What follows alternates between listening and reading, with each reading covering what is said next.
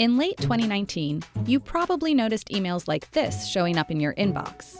Dear customer. Dear user. We're making a few updates. We'll be making some changes. We have updated our privacy notice and terms of use. This is the result of the California Consumer Privacy Act. The California Consumer Privacy Act. That was for the first time where a lot of people really learned about the CCPA, the California Consumer Privacy Act, and the whole new set of rights that this law was creating.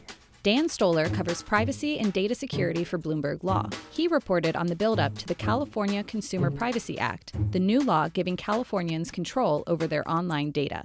So starting in around 2014, big data breaches started happening at places like Home Depot and Target. Consumer of those places were getting letters from these companies saying, hey, your data may have been accessed.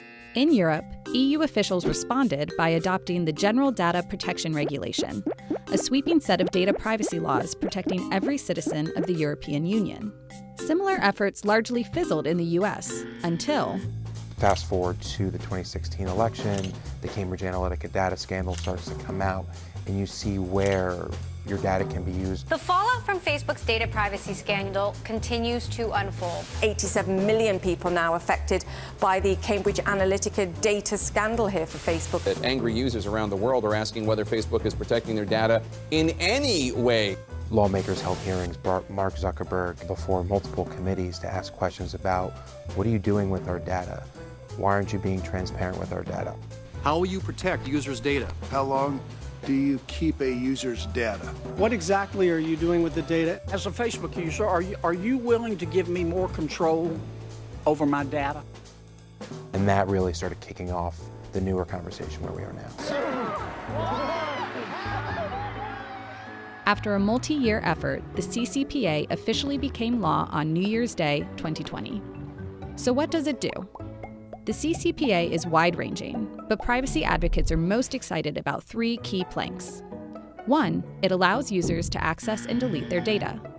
2, it allows them to opt out of their data being sold to third parties. And 3, it provides legal recourse to hold companies accountable for privacy violations. The real teeth of the CCPA is, for the first time, is the ability to hold companies accountable for privacy violations written into a law. These damages or potential enforcement penalties could reach up into the millions if a company has tons of users within the state. Once the first data breaches come out, you're going to see tons of lawsuits from the plaintiffs' bars, from consumers that are upset because there's statutory fines to be able to go after them. While the CCPA is just for California residents, like Hollywood movies, fast food, and fine wine, its reach extends far beyond the state. So the CCPA is really geared at big tech companies like Facebook, Google, and Twitter. However, it does capture any company that does business in California if they collect data on 50,000 individuals within the state or have revenue of $25 million, even if they're placed outside of California. The costs of complying with the CCPA aren't trivial. One study found that businesses will spend $55 billion getting up to speed with the law. That's nearly 2% of California's GDP. The regulatory landscape is only likely to get messier in the coming years.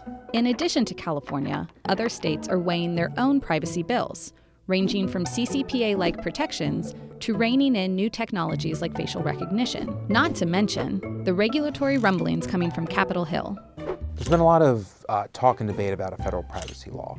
The prospects in the short term remain low because of disagreements over consumers' right to sue over a data breach or privacy violations like the CCPA. There's also disagreements over whether this federal law should allow state laws like the CCPA, and that's really where the Democrats and the Republicans are butting heads. With the varying privacy laws on the books and the prospects of new ones, the first thing a company should do is not panic. You really just want to comply with the strictest standard. In the face of such regulatory uncertainty, only one thing is clear. You can expect more of those emails in the years to come.